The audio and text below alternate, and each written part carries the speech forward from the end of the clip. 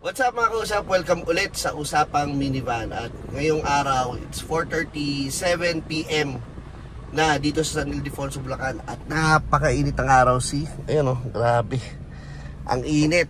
So, pero tayo pupuntahan ngayon na nagtitinda, parang laruan lang, Anyways, parang laruan kasi itong mga minivan natin, di ba? So, meron tayo pupuntahan ngayon na mayroon siyang binibenta na DA17W. Na low roof, kulay puti. Nakita ko along the highway dito sa San Ildefonso, Bulacan, dito sa may Matimbubong area yata to. So pupuntahan natin yung tao.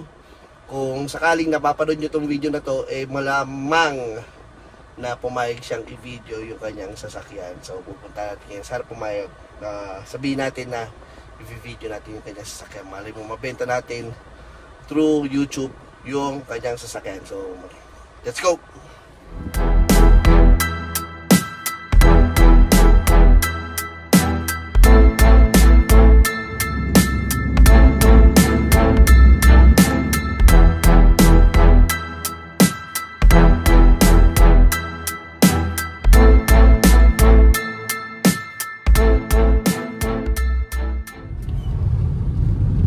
Malapit na tayo, dito tayo sa Barangay Matimbubong na. Itong kalye na to towards Cubao to, or towards Manila. Ito naman papuntang Nueva Ecija, itong nasa left side. So nandito lang yung DA17 kung hindi ako nagkakamali. Ayun, nakita ko na kulay puti, DA17W. So tingnan natin, sana nandito yung kausap natin, si JP yata pangalan nun, John Paul. Hindi ko alam kung anong pangalan, pero tahan natin. Mukhang malabo makapasok ang sasakyan. Tandali, tabi muna natin yung sasakyan dito. Uy, ayun ayan ganito, for sale. Nakita nyo na yung number kung interesado kayo. Pwede nyo naman tawagan, diba? So tanongin lang natin kung pwede i-vlog. So puputulin ko muna itong video na to and kausapin ko muna yung may-ari. Talaga, mga blow bar yan. Okay na. Yung kasi mabilis mabenta. Kasi presyo baba. W to. Ko to. Maganda to eh. Sariwang-sariwa talaga, sir. Masariwa ilalim, sariwa makina. Wala akong pinalitan sa pang ilalim. Walang RO6, di ba? RO6. RR6. Turbo. Turbo to. Turbo type. Stig. Lahat po ng W, turbo. I-64W. 64W. Naka-turbo talaga. Turbo talaga. Turbo option. Okay. Sa akin kasi V lang eh. May labobas din pong B na turbo type. Parang madalang. Madalang. Balik kayo na nagbuo po nito. Ako na nag pintura, upholstery. Balik kinuha nyo po ito, converted lang. Converted with papers. Converted with papers. O, parehas tayo ng ginawa. Converted with papers din po yung auto ko eh. Tapos kayo na nag-finish. Buti ng bilis yun natapos Ilang linggo niya rin po natapos. Ay, sarado yata. Ay, nakaano. Yun. Siguro na isaradong maigi. Ay, si Sir Dennis pala. Sir Dennis yan. Yung na isarado ng kapatid. Ayun. Hindi kasi kanina. Pinagkaiba ng W sa V. Meron ito, no? May plastic. Yun, ako hindi ko na pininturahan to kasi nilinis ko na lang. Maganda nga po eh. Pinalinis ko lang. Kasi pag pinturado, mababakbak pa eh. Pero wala rin seatbelt sa likod eh, no? Wala. Pinuputol daw kasi talaga. Binalik ko na lang para hindi butas. Ito kayo na rin po gumawa nito mga to. Pinagawa ko sa upholstery. Pati ito kasama to. Pinaset ko talaga siya nung gumagawa ng upuan. Tapos na lang din sabi niya. Naka-stereo na rin po, naka-2 din na stereo. Kasi yung kasama niyan hapon. Oo, hapon na radyo. Hindi mo maintindihan. Totoo. Hindi mo maintindihan. Buti, linis pa yung ceiling. Ang ganda pa yung ceiling. Dinetail ko na lang din. Nilinis ko. Siyempre pag yung Bert, may mga hawak-hawak. Oo nga, tama. Medyo pinunas-punasan. Naghanap tayo ng candidate for DA17W. Tapos mahaba na yung taillight sa likod. Meron nga lang lamat pero basag. Kasama na talaga yun nung nakuha no? Pwede naman umorder sa Japan nito. Kasama na talaga. Pwede mo malaman kung saan nyo nakuha yung unit? Sa Lubao ko nakuha to. Lubao? Parehas tayo. Sino ka kausap niya sa Asia? Si Dennis. Si Dennis din. Tukayo ko. Parehas tayo ng kinuha ng sasakyan. Yung D70 ko, kay Dennis ko rin ko kinuha sa Asia. Sa Lubao. Maganda nga ng unit nyo. Ganda ng unit na nakuha nyo. O di, sariwa talaga. Kaya Sariwa. Doon, tsambahan. Tsambahan doon sa kanila eh. Sa inyo na po nakapangalan? Sa akin. Sa inyo po? Deed of sale na lang pag may bibili. Deed of sale, change ownership na lang. Buti mayroon pa nito, oh. O, gumagana yan, boss. Kaya- May video ko niyan, pinagana ko. Humihinto talaga siya ng Oo, pusa. humihinto. Ah, yes. Sinabi ko Ganda. naman, pinagana ko lahat. Tapos walang warning lights. Dan, wala. Kahit isa. Oo nga, no? Walang lumalabas. Buti may ganyan yung nakuha ko, may mga warning lights eh. Ito, wala. Alam, Buti na. Kasi pinaayos ko talaga yung wiring. Ay, Maayos. siyempre, mapupulaan ka ng buyer pag may mga warning. Pupunayin talaga eh. Ay, bukasan ng hood po pala. Kay Boss Dennis din pala galing to. Ayos. Nakaposa po ba? Kasi ito, boss. Kailan nyo nakuha kay Dennis to? Akin, siguro mga 2 months ago pa. Ngayon ito, ang problema ng 17, Aha. radiator. Oo. Yan ang Pinakonvert ko na siya ng tanso. tanso. Plastic yung ibabaw, nababali. Nababali ito. Nabali rin. Saka ito, nakahinang na nung nakuha ko sa kanila. Parehas tayo. Pinonvert ko na siya ng tanso. Buti Kasi ito tapos lang na. naman nagagato. Yung ilalim naman sir, hindi nagagato yun dahil ang init lagi nasa ibabaw. Nasa babaw. Pagbaba nun, malamig na. Ito nabali sa akin eh. Yan din ang una ko naging problema doon. Kaya pinapalitan ko na lang ng tanso. Yung ganito po, magkano po asking nyo? Asking ko 410. 410.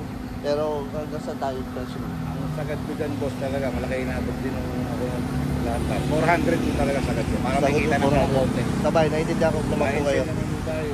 Opo. Hindi naman taga, ano. Pero sa totoo lang, napakaraming tumitingin. Akala nila low bar yan. Tumatigan Ay di, grabe talaga to. Hanap siguro sila ng mga mura-mura. Akala nila mura lang. Kaya pala sa plaka oh, di Bugoy. Yung ano ko, yung D17 ko. Buti tayo na, no? Mga customer online na nagtatanong kasi nakapost dito. Sa online po. Dito yun sa ano. Matimbubong pa rin to, no? O, matimbubong pa rin. Ayos. Pero susunod kami na magbibili. Kami na. Halos kayo pati conversion. kami. Ang conversion nito, ano, yung... Ay, di, balik, lumalabas parang parehas ng ano, no? Parehas ng conversion nung rack and pinion nung sa akin siguro to. Kung galing Dennis, no? Putol yan. Putol. Wala namang sinabibiling. Nilipat yung EPS dito sa kabila. Wala namang sinabibiling talagang traffic na left. Na left. Matanda. Oo, pag-iisipan natin itong auto na to. Galing din pala kay Sir Dennis. Nag-upgrade. Pwede yan. Upgrade ka na. Kasi ang laki ng difference ng features. Oo. Mga W. sa W sa B. Ito, headlight pa lang, iba na eh. Yan din ang nagpamahal din kasi sa unit. Pero kasi basic. May dapat yung lumabas na basic setup lang siya. Oo. Hindi wala siyang fog light, hindi trailer red light, walang push start, wala rin ano. Itsura lang siyang W. Nakita akong gano'n eh. Sa kanila din, nandun din Sa, sa kanila. original na fog lamps po to, no? Oo, O, kasi yung iba nabibili sa ano? Nabibili sa Shopee. kasama talaga yan. Fiberglass, ito kasama na. Gara, ganun ng W talaga. Hindi kasi ng forma, mas napoporma na ko. Sa low roof. Sa low roof. Hindi siya parang... Palgi sa taas. hindi siya parang... Matangkad. Alanganin, ang tingin kasi ito sa isa, parang hindi ako nangyamit na sa forma. Totoo po yun. Pag tinignan mo sa malayo, maganda eh. Pag high roof, parang... Ganda na pagkakagawa nito. Sa akin dito pa, mayroon palang may box dito. Kompleto na, nasa inyo na rin po ang papeles. Oo, nasa akin na. Nasa akin na lang. Mabilis mag-release ng papeles sila, Pero, Dennis. Oo. Pero susunod ako na rin maglalakad ng papel. May kakilala na ako sa Maynila. So pwede nyo kunin ng ano, pwede nyo kunin ng... Oo, knockdown na. Down mo dito. Ito kasi nung nakuha ko talaga. Saan nyo balak gawin, no? Dito? Dito. Ah, Hindi okay. dito sa isang garahe namin sa Pinas. At least meron builder dito sa ano, sa San Ildefonso. Yung plano namin. Ito try lang muna kung mabebenta. Mhm. Pagka nabenta, 2 unit mo kung yung sunod. Kami nagagawa. Mm. Pag pinag-aralan naman namin kung ano. Kasi nung pinturahan niya, kalas lahat. Pwede po bang ano to? Tiklop? Oh. Naititiklop din yan eh, no? Naititiklop. Sige nga po. Pwede nga po makita. Oo, diba? Ano? Ganda. Ganda ng ano? Upholstery. Beach. Hanggang 400 po tayo. Sagad na. Pero talagang para lang may kita ng konti. Tahimik lang o to. Oo, magandang Honda rin. Magandang Honda. Sumisipol lang ano? Sumisipol, bakit? Nakahinto, hindi. Pag nakahinto, hindi. Pero yung road test nyo, pakagala sumipol. Wag. Ganda. Push start. Ibali ang problema lang po nito, katulad ng sinabi niyo po kanina, yung immobilizer. Yun lang ang naging problema nito. Ay, nung binigay na sa inyo nila, Boss Dennis, gano'n na. Talaga. Binalik ko sa kanya, ba't ka ako ganyan? Oo. Boss Eka. Buti hindi kayo na-lockout. Oo. Ngayon, sabi ka, Boss Eka, ginawa namin lahat. Ngayon, tinakbo ko sa gumagawa ng immobilizer sa Baliwag. Ngayon nga, ilang beses nang in-scan, wala siyang makitang problema. Ang nakikita niya problema, yung mismong susi. Parang grounded. Yung pinaka remote. Ngayon, nagsabi sa akin doon, pagka sir, gagawa tayo ng panibagong susi, kung program natin dyan, yung susi mo may tendency yung hindi nabasahin. Kasi bubura yung lahat. Oo, tama. Pag hindi nag-succeed, kung may boss Japan yan, baka mamaya hindi talaga kaya ano natin dito. Pagka problema yung unit nyo, hindi na mapaandar. Sinasabi, mas mahirap kaya yung boss. Oo. Kaya sabi ko, tinuturo nga sa Banawi naman, kay Ginamix naman nga. Kay Ginamix nga, oo. Ngayon, hindi ko pa dinadala doon kasi nga, ayaw ko naman pumunta doon tapos wala rin mangyayari. Tama. Baka mamaya ako, kung makakabili, talagang gusto nang ipagawa, sila na magpagawa. Nasa kanila na desisyon kung mapapagawa. At binigay nyo umaandar. Umaandar. Yun. Ngayon pa naman ako naka-encounter ng ganyang problema sa ano, sa susi. Eto, kayo na po nag-convert ito. Sila na rin. Sila na rin. Sila din, pinakonvert ko talaga yung harapan. Okay. Nung nakuha ko yung sa akin kasi di converted eh. Nagre-request ka naman sa kanila. Pwede naman pala i-request. Pag kami susunod, ganyan din nangyari. Parang knockdown nga po. Kahit silipin nga po sa harapan. Ganda nito. Ganda nito. Tapos may spoiler. W. Yan kung interesado kayo sa DE17W, kung hindi ko makakuha, baka kayo makakuha. Ayun ang number. Ganda. Iba rin ang cluster gauge ng ano? Ng W. Yan ang kakaiba talaga. Ordinary lang kasi kinuha ko, yung binga lang kinuha ko. Yan, nag-iiba-iba kulay. Talaga? Yung blue, nag-green. Parang ano pa? Pag pinakatipid ng tumatakbo, pag nag-green, yun yung ano. Nakuha nyo, may aircon na rin. Oo. Yan, sumisipon. Palitan ko sa kanya ng compressor. Turbo, 660cc pa rin to, no? Na turbo. Kakaya drive. Kanya na lang nag-finish talaga ng game. Pwede maganda talaga yung interior ng dami. Saka ito, yung sa akin wala na nito. May video ko na nandito sa akin. Na humihinto. Humihinto talaga. Nandito, pakita ko tayo namin. 400. Nagugulat ka pa nga eh. Lambot ito. Yun, sagat.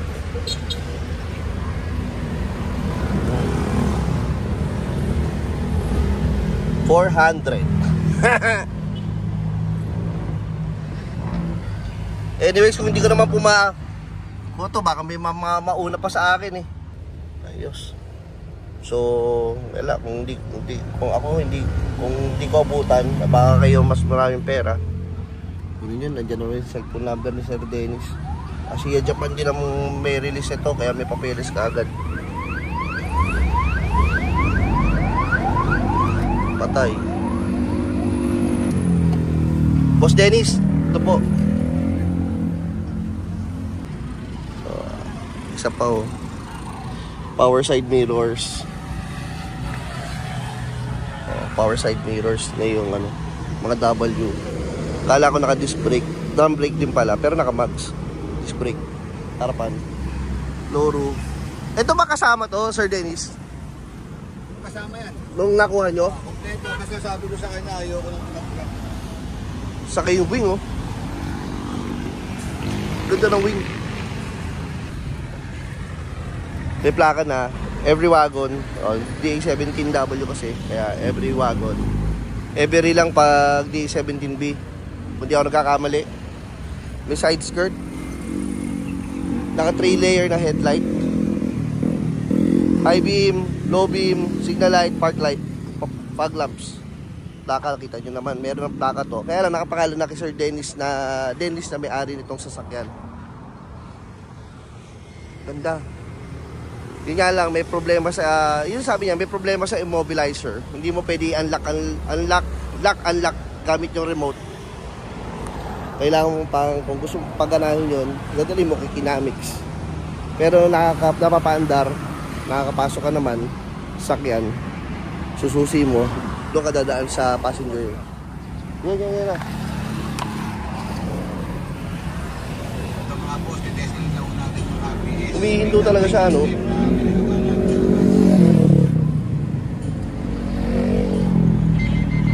Uy, ayos ah. Hindi inabot yun? Hindi. Malapit na malapit. Naghihinto talaga siya. Full stop. Full stop. Yun. Natin sana abutan.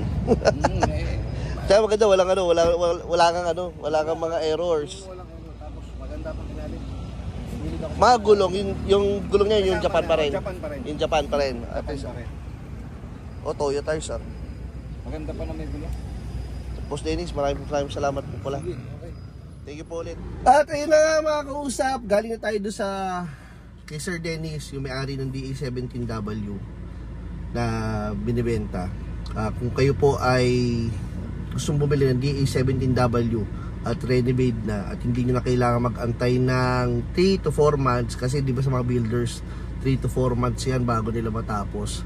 Kung kayo po ay mainipin, meron DA17W na available dito sa Matimbubong sa San Ildefonso, Bulacan. Malapit lang naman po ito. Kung galing po kayo Manila, pwede kayong pumunta na Cubao, sakay kayo sa 5-star bus terminal, sakay nyo po, sabihin nyo sa mga konduktor, pupunta po kayo ng San Ildefonso, Bulacan.